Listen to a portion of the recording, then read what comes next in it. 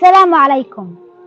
صحيح انقطع الاتصال عن غزة، انقطع الاتصال عن الإسعاف والدفاع المدني، انقطع الاتصال عن العالم، ولكن ما انقطع الاتصال عن رب العالمين.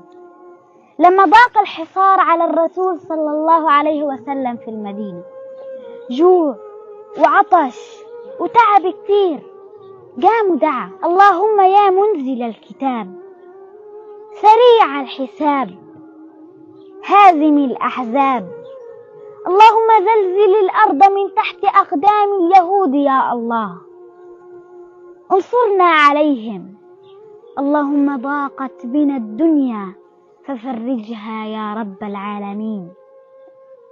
تعبنا كتير، توجعنا كتير، ولكن أملنا بالله عز وجل كبير.